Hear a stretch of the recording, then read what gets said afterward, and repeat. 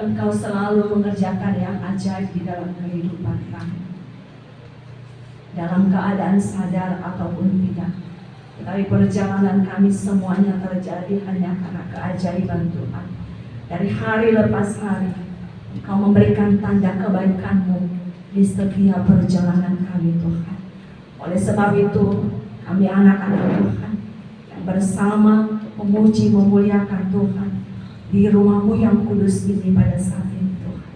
Karena kami mau tanda-tanda kemuliaan-Mu, keajaiban-Mu, kasih-Mu yang besar akan terus membekas dalam hidup kami, akan menjadi tanda kebaikan Tuhan kami alami dalam hidup kami, dan juga terasa buat orang-orang di sekitar kami. Dan itulah firman-Mu, Tuhan, yang bisa bekerja di dalam kami. Oleh sebab itu pada saat ini, Tuhan, kami mau menyerahkan hidup kami untuk dipakai oleh Tuhan, dibentuk oleh Tuhan melalui firman Tuhan yang sebentar lagi kami akan renungkan bersama-sama. Mohon Tuhan Engkau buka hati dan pikiran kami, Tuhan Yesus, supaya kami bisa membaca dengan iman, mendengarkan dengan hati yang terbuka, dan berserah kepada Tuhan untuk digerakkan, dituntun untuk melakukan firman Tuhan.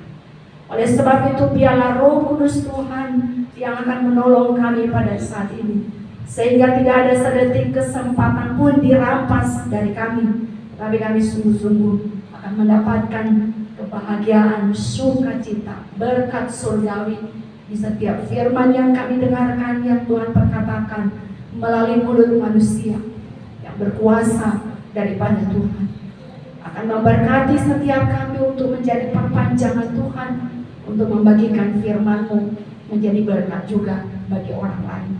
Oleh sebab itu berkati juga hamba-Mu Yesus, hamba-Mu penuh dengan kelemahan dan keterbatasan, dan biarlah anugerah kasih kemurahan daripada Tuhan yang melayakkan hamba-Mu untuk menyampaikan firman-Mu kepada kami.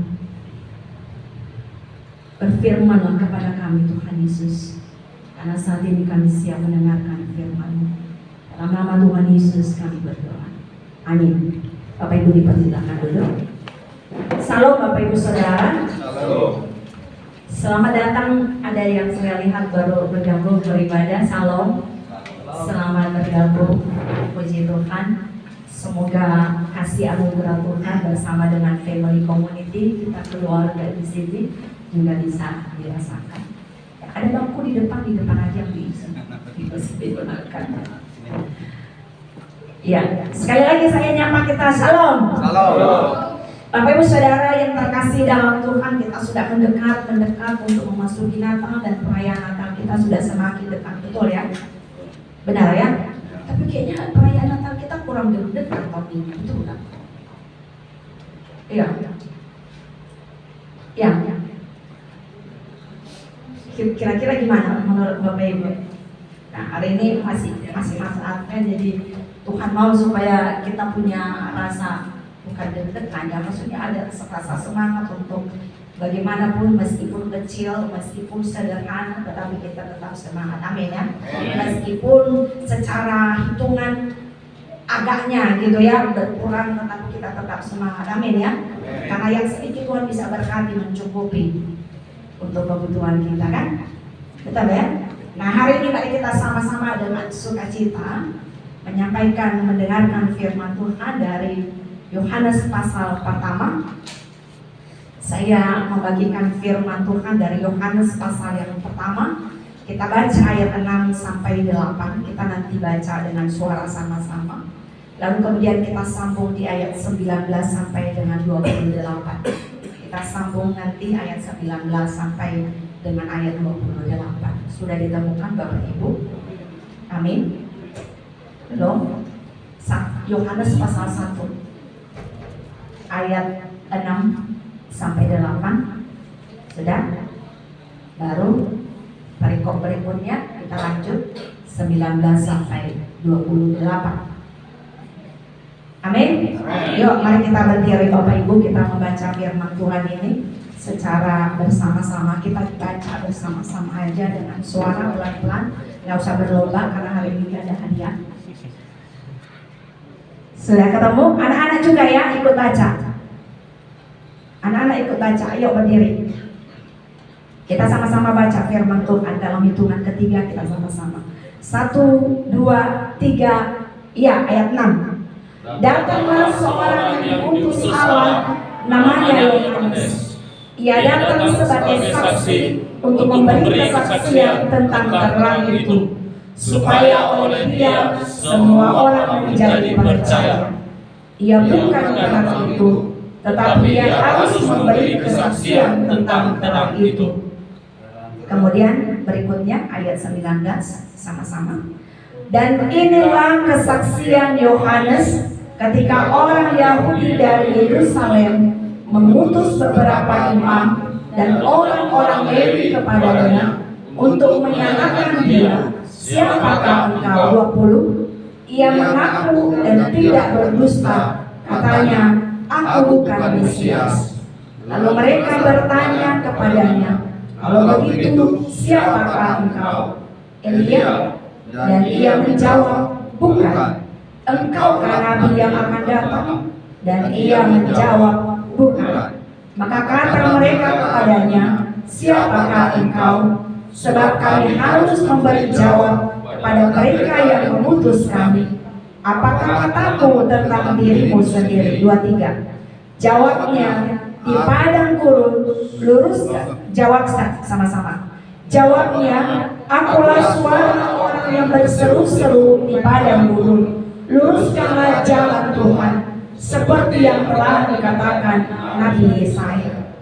Dan di antara orang-orang yang diutus itu ada beberapa orang Farisi. Mereka bertanya kepadanya, mengapakah engkau membaptis jikalau engkau bukan Mesias, bukan Elia, dan bukan Nabi yang akan datang? Yohanes menjawab mereka, katanya, aku membaptis dengan air, tetapi di tengah-tengahmu kamu berdiri dia yang tidak kamu kenal, yaitu dia yang datang kemudian daripadaku. Membuka tali kasutnya pun aku tidak layak. Itu terjadi di Betania yang di seberang sungai Yordan, di mana Yohanes membaptis. Amin. Bapak Ibu dipersilakan dulu. Bapak Ibu Saudara yang terkasih di dalam Tuhan kita Yesus Kristus, kalau kita tahu ada sebuah event atau peristiwa-peristiwa penting, biasanya kalau seorang tokoh yang berperan di situ, ia akan mendapatkan penghargaan, betul ya? Ia akan mendapatkan nama harum, menjadi terkenal, dan itu adalah hal yang wajar, betul ya, Bapak Ibu?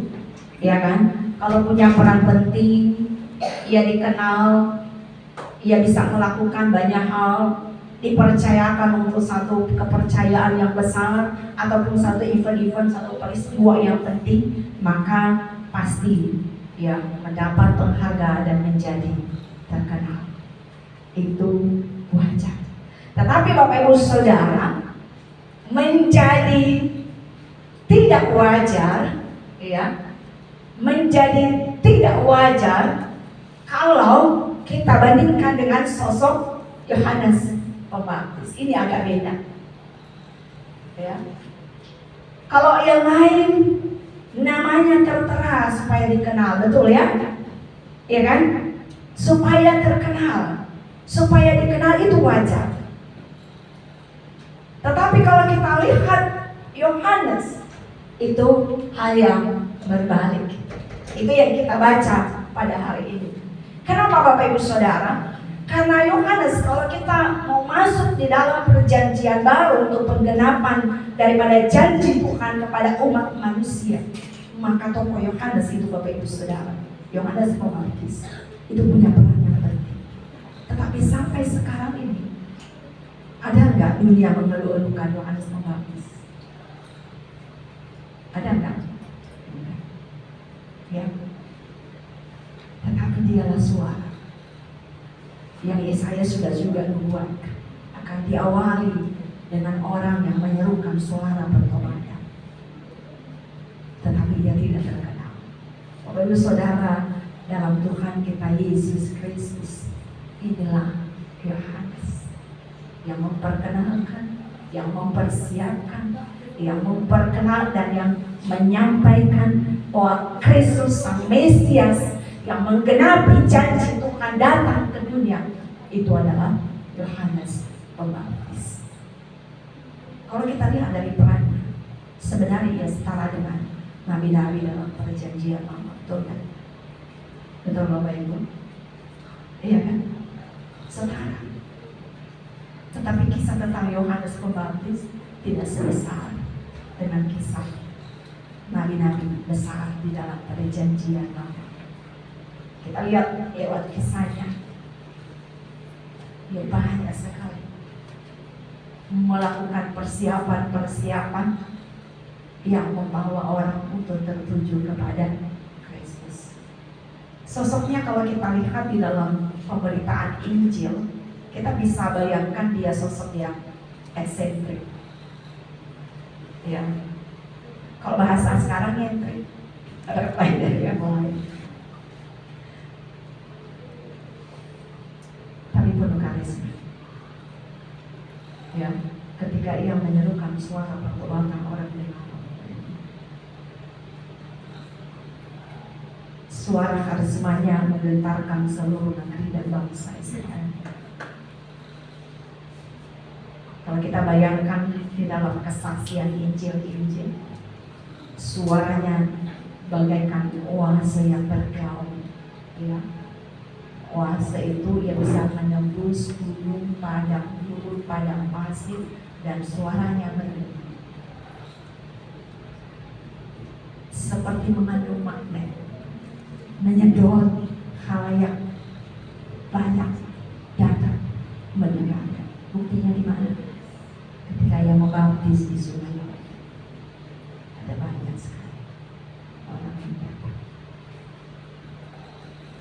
Dalam sekejap nama Yohanes terkenal dan terkenal. Banyak orang menyanjungnya kan, bahkan sampai menebak, kamu Elia kah? Kamu Mesias? Dia katakan apa? Bukan. Lalu kalau bukan, kenapa kamu membaptis? Oh ibu saudara yang terkasih dalam Tuhan Yesus Kristus. Tetapi pada saat itulah, ya, pada saat Yohanes punya kesempatan untuk menjadi tenar dan terkenal, tetapi kita lihat apa yang kita temukan dari firman Tuhan. Dia tidak mengambil kesempatan itu untuk membuat dia semakin terkenal. Tetapi Bapak Ibu Saudara, apa yang dilakukan oleh Yohanes, itu yang kita akan pelajari pada hari ini. Dia katakan apa? Aku hanya menyaksikan sang terang. Itu yang menjadi tema kita pada hari ini. Mari kita akan belajar posisi kita. Kita lihat di dalam sisi Yohanes Pembaptis. Apa yang dilakukan oleh Yohanes, Bapak Ibu Saudara? Yang pertama, ia sadar bahwa hidup dan kerjanya menyiapkan jalan bagi sang Mesias. Kemudian Yohanes menempatkan dirinya hanya sebagai alat supaya orang mengenal kebenaran yang sejati, yaitu siapa? Sang terang. Makanya ia katakan, aku hanya menyaksikan sang terang itu. Bapak Ibu Saudara yang terkasih di dalam Tuhan kita Yesus Kristus, jadi kita lihat tidak ada motivasi sedikit pun di hati Yohanes untuk mencuri kemuliaan Tuhan.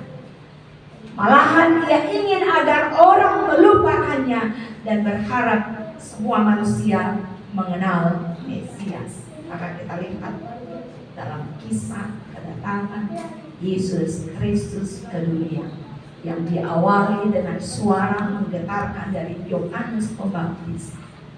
Tetapi Bapak Ibu Saudara, di kemudian hari sampai selesai perjalanan Yesus untuk melakukan misi Allah di dunia, apakah nama Yohanes yang dilakukan? Tidak. Bapak Ibu Saudara yang terkasih dalam Tuhan Yesus Kristus, bahkan ketika kesempatan menjadi tenar terbuka besar untuk dia, tetapi dia katakan apa? Aku hanya membaptis dengan air, tetapi dia dengan roh. Apa artinya Bapak Ibu Saudara? Aku gak punya kuasa apa-apa, tetapi dia yang datang. Ialah yang disertai. Bersama dialah Allah, dan dialah yang dinanti. Bapak Ibu Saudara, sebutan pekerjaan yang digunakan oleh Yohanes adalah hal yang paling kasar, Bapak Ibu. Dia katakan apa? Membuka tali kasutnya pun aku tidak tahu. Yang membuka tali kasut itu siapa? Budak, ya kan? Hamba. Dia rendahkan dirinya dan itu. Membuka tali kasutnya pun aku tidak layak. Bapak Ibu Saudara yang terkasih, padahal pada masa itu ada ucapan rabi yang dipegang oleh masyarakat Israel, yaitu seorang murid boleh melakukan apa saja bagi tuannya, sama seperti tugas seorang hamba, kecuali satu yang tidak boleh adalah apa? Membuka tali kasut tuan. Kalau ia tidak diberitakan, kalau ia tidak diperkenankan untuk melakukannya, maka ia tidak boleh. Makanya ia menggunakan kata ini, Bapak Ibu Saudara. Tetapi pekerjaan yang terlalu kasar pun Meskipun untuk seorang murid, Bapak Ibu Saudara, Yohanes menggunakan kesempatan ini, Yohanes meminjam kata-kata ini untuk apa? Menunjukkan kesederhanaan tentang dirinya, menjadi budak pun dia tidak mau. Bayangkan, kita tahu yang paling rendah adalah budak kan? Untuk menjadi budak pun dia katakan, aku tidak layak. Bapak Ibu Saudara yang terkasih, maka tidak heran kalau di dalam Yohanes pasal 1 kita membaca hanya sedikit informasi mengenai Yohanes. Itu pun apa? Hanya berkaitan tentang tugasnya. Yohanes hanya seorang utusan Allah yang memberi kesaksian tentang itu, tentang terang itu, dan yang memperkenalkan dirinya hanya sebagai suara yang mempersiapkan jalan bagi sang terang yang sesungguhnya. Bapak Ibu Saudara yang terkasih di dalam Tuhan Yesus Kristus, maka itulah sebabnya kita melihat di dalam firman Tuhan yang tadi kita baca bersama-sama, yang Yohanes bersedia mengundurkan diri dari arena ketenaran supaya Yesus Kristus tampak jelas. Yohanes bertugas untuk menyatakan agar Kristus semakin besar. Jadi Yohanes sadar betul bahwa hanya ia salah satu jari, ia hanyalah salah satu jari yang menunjuk kepada Kristus. Karena itu ia harus bertambah kecil bahasanya, atau harus semakin kecil, dan dia harus bertambah besar. Yang kita baca dari ayat 6 sampai dengan ayat yang ke-6. Bapak Ibu Saudara yang terkasih di dalam Tuhan kita Yesus Kristus, kita belajar daripada Yohanes Pembaptis ini, Bapak Ibu Saudara. Kita sudah memulai merintis pelayanan kita ini 1 tahun, hampir 1 tahun. Tuhan sudah berkati kita dengan tempat ini, amin.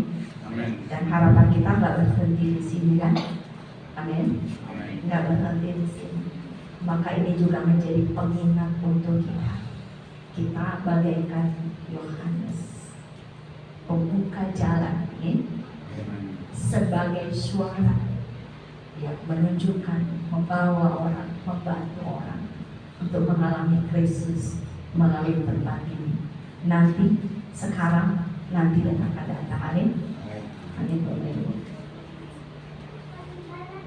Jadi, mari kita tempatkan apa yang Yohanes Pembaptis ini contohkan kepada kita di dalam kehidupan kita sekarang. Biasanya kalau kecil itu masih aman-aman aja, tetapi kalau udah besar, banyak orang yang semakin beruntung. Bapak Ibu Saudara, saya pernah sangat tenang ketika melayani di satu gereja dengan sinode yang lumayan besar, tidak terlalu besar. Kalau di Indonesia, sinode yang besar itu adalah gereja timur. Itu yang besar itu gereja timur bagian Sulawesi. Yang kedua adalah AKBP. AKBP termasuk besar. Yang lain-lain atas. Dulu saya pelayanan di tempat yang agak besar. Bapak Saudara yang terkasih, ini jujur. Makanya dulu saya sampai ambil keputusan cuti, keluarga cuti karena apa? Pelayanan dijadikan panggilan untuk terkenal. Pernah nggak Bapak Ibu melihat itu? Pelayanan dijadikan panggilan untuk terkenal, maka sibuk kiri dan kanan, nggak tahu kawan lagi. Ya, kawan bisa dijadikan sebagai alas untuk naik, sebagai alas kaki untuk diinjak dan untuk naik. Bapak Ibu Saudara yang terkasih dalam Tuhan, saya rindu ini tidak terjadi di Family Community. Amin. Amin ya. Jangan terjadi. Dan kita doakan itu tidak terjadi di GMM. Ya. Karena apa? Kita harus mengambil peran siapa? Kalau kita hanya suara, kita hanya bertugas membuka jalan orang mengalami Kristus, maka akan jauh keinginan untuk terkenal. Ada amin? Amin. Jadi yang kita harus tanamkan apa Bapak Ibu Saudara? Kita harus bertambah kecil dan Tuhan harus semakin dimuliakan di dalam hidup kita.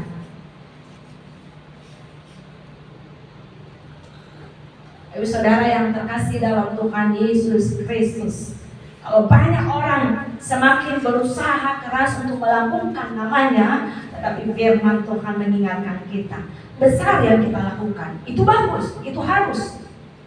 Yohanes Pembaptis melakukan hal yang besar, itu benar. Tetapi jangan hal yang besar yang kita lakukan membuat kita juga menjadikan diri kita menjadi orang yang besar. Ada cerita tentang kucing. Tahu Bapak Ibu? Kucing itu ketika ia bercermin memandang dirinya di kaca cermin, dia bercermin, dia melihat dirinya. Dan kucing kalau berkaca bercermin, dia memandang dirinya bagaikan besi. Ada itu potretnya. Kalau bisa Google itu ada itu satu potret untuk manusia bisa belajar supaya jangan seperti kucing. Jadi kucing itu, ini hanya ilustrasi gambaran ya. Kucing sering menggambarkan dirinya bagaikan singa. Padahal kalau di antara binatang yang sejenis dengan dia, itu kucing masih termasuk golongan yang lemah, betul kan? Paling kucing hanya beraninya sama tikus kan. Tapi kalau lihat cermin, ia akan memandang dirinya bagaikan singa. Kenapa? Tahu nggak kenapa? Karena kucing sering dielus, ya kan? Ya, ada ilustrasi. Karena kau sering mengelusku, memberikan makanku, engkau memandikanku, maka aku adalah raja bagimu. Itu mental kucing katanya. Ya.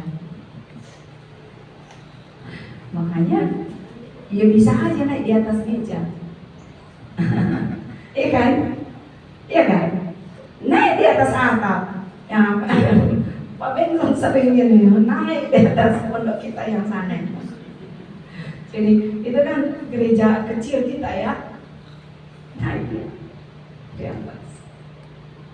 Bapak Ibu Saudara yang terkasih dalam Tuhan Yesus Kristus, ini adalah berbanding-berbanding yang Yohanes. Ini terkadang juga melambangkan manusia. Hanya sedikit kita perhitungan sama Tuhan.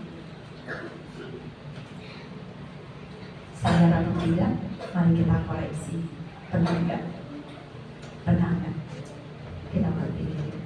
Bapak Ibu Saudara, kalau kita catat ya, Bapak Ibu coba sesekali kita melakukan refleksi ya.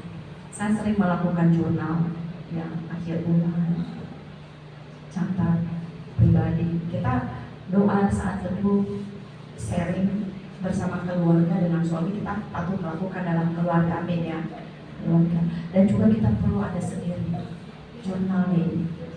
Kalau akhir bulan atau akhir minggu kita lakukan. Kalau kita lakukan dengan jujur Bapak Ibu Saudara, itu saya bikin agendanya apa itu catat dosa, ya catatan dosa. Berani nggak catat dosa kita? Jangan hanya kita ingat kesalahan orang. Yang lebih seringnya apa? Catat dosa tetangga kan? Iya nggak? Catat dosa teman. Aku itu ingat-ingat apa yang dia sudah lakukan.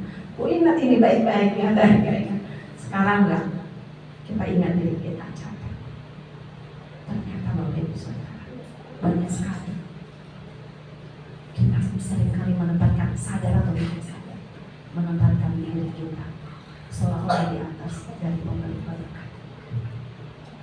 Tuhan hanya sebagai penjaga kendaraan kita, ya kan? Ya enggak? Jagai kami Tuhan, tapi kita enggak mau melakukan apa yang Tuhan mau. Hanya bagian yang enak untuk kita, tetap bagian yang Tuhan mau kita tidak.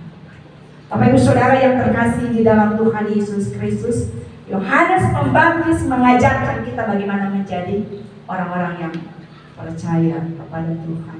Kita adalah suara dan kita adalah bekerja untuk Tuhan. Ada amin? Amin. Mari kita jadikan itu menjadi ciri khas kita. Ya. Kalau kita jadikan ini menjadi ciri khas kita, itu yang menjadi jemaat mula-mula. Mereka disenangi oleh banyak orang. Yang satu menganggap yang lain penting, begitu juga yang lain. Saling mendahului di dalam melakukan pelayanan. Supaya apa? Nama Kristus dimuliakan. Bapak Ibu Saudara yang terkasih di dalam Tuhan kita Yesus Kristus. Jadi kalau kita lihat, kita kembali di dalam sosok Yohanes, maka kita melihat ketika menempatkan dirinya sebagai suara, sebagai utusan yang membuka jalan bagi Kristus, supaya datang ke dunia, Kristus datang ke dunia, orang mengenal dia, orang mengenal kabar baik, orang berjumpa dengan Kristus. Bapak Ibu Saudara, maka apa yang terjadi?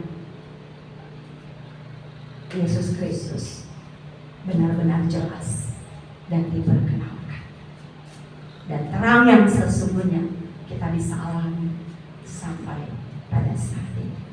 Bapak Ibu Saudara yang terkasih di dalam Tuhan kita Yesus Kristus, dan karena pemberitaan inilah umat percaya bisa mengenal Allah lebih jelas sampai pada saat ini. Yohanes sudah membuka jalan untuk kita. Pertanyaannya untuk kita, maukah kita membuat Kristus semakin jelas bagi orang lain? Maukah kita membuat melalui perbuatan kita nama Kristus semakin jelas di dalam perbuatan kita? Amin. Amin. Sekali lagi, itu yang Tuhan mau untuk terjadi di firman Tuhan.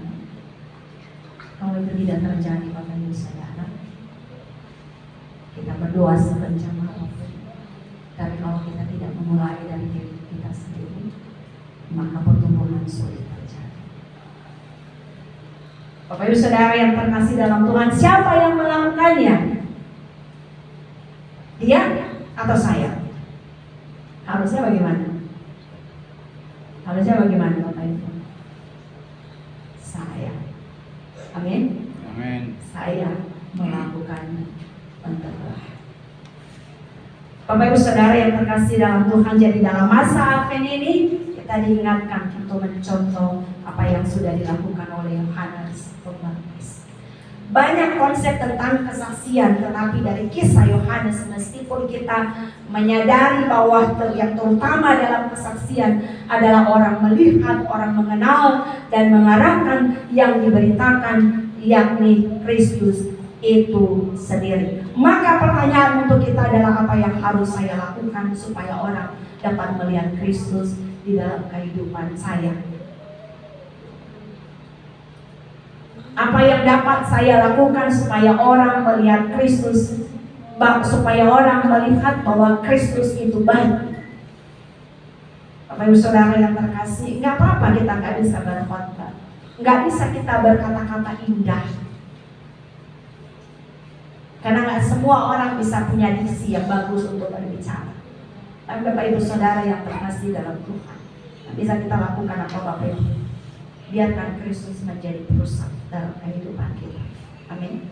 Biarkan Kristus menjadi pusat dalam kehidupan kita, sehingga ketika apapun yang kita lakukan di sini, Bapak Ibu Saudara, kalau Kristus menjadi pusat, maka ketika ada yang kurang di hati, kita nggak jadikan masalah, tetapi karena apa? Kristus yang menjadi pusat. Semua yang kita lakukan, sharing, kesaksian, kita bisa lakukan semua untuk mengarah menjadikan Kristus adalah pusat. Ini yang sangat kita bisa pelajari dari Yohanes Pembaptis. Kristus adalah pusatnya, dan aku harus berubah. Aku harus semakin kecil dan Kristus semakin besar. Amin. Gak usah perlu kita pusing supaya orang lain harus ini itu. Tapi kalau kita memulai dari diri kita, Bapak Ibu Saudara, maka Kristus akan bekerja dalam diri kita. Yang kedua, biar kita selalu mempertahankan sikap yang rendah hati. Amin. Rendah hati, sadar bahwa kita hanyalah suara, sadar bahwa kita hanyalah mempersiapkan jalan, sadar bahwa kita hanyalah perpanjangan tangan Tuhan untuk membawa orang mengalami Kristus. Amin. Maka kalau itu yang terjadi, Kristus bekerja dengan luar biasa. dalam gereja kita, dalam keluarga kita, dan di dalam pelayanan kita. Ia harus makin besar, tetapi aku harus makin kecil. Yohanes 6 ayat 30. Mari kita berdoa. Bapa di dalam surga, terima kasih Tuhan Yesus untuk firman-Mu yang telah mengingatkan kami untuk memahami siapa diri kami. Di dalam masa-masa Advent ini kami diperingatkan kembali ada tugas besar yang Tuhan sudah percayakan kepada kami. Dan biarlah kami bercermin melalui Yohanes Pembaptis yang hanya fokus untuk melakukan tugasnya, untuk mempersiapkan jalan bagi Tuhan, yang hanya sebagai suara yang berseru di padang gurun untuk menyuarakan pertobatan kepada setiap orang, agar mereka mempersiapkan hati supaya ketika Kristus datang ada tempat di hati setiap orang untuk menyambut Dia, untuk mengalami Kristus, untuk mengalami damai sejahtera Kristus, untuk mengalami kemenangan dari Kristus di dalam kehidupan mereka. Dan biarlah itu juga yang terjadi bagi kami Tuhan. Bantu kami untuk tetap fokus kepada tugas dan tanggung jawab kami. Dan biarlah kami berlomba-lomba Tuhan untuk tetap melakukan tugas dan tanggung jawab kami dengan tujuan yang sangat mulia, nama Tuhan semakin besar. Kami juga berdoa supaya itu terjadi di tengah-tengah family community. Kalau ada hal-hal yang tidak berkenan di hadapan Tuhan di dalam persekutuan kami, masih ada ego kami yang kuat, masih ada dengki, atau masih ada hal-hal yang tidak kami sadari, tetapi itu bisa menjadi hal yang kurang baik di dalam persekutuan kami. Semua kami ya Tuhan, mulai dari hamba Tuhan, para pengurus dan juga jemaat-jemaat dan sampai anak-anak kecil pun, kami berdoa Tuhan Yesus, berikanlah hati dan pemikiran yang seperti Yohanes kepada kami, supaya kami berlomba fokus untuk melakukan apa yang menjadi peran dan tugas kami, supaya nama Tuhan semakin dibesarkan, dimuliakan melalui pelayanan kami. Terima kasih ya Tuhan untuk firman-Mu yang sudah berbicara kepada kami. Dan kami percaya Engkau terus bekerja di dalam hidup kami. Engkau makin besar, Engkau makin mulia, dan kami makin kecil. Dalam nama Tuhan Yesus kami bersyukur dan berdoa.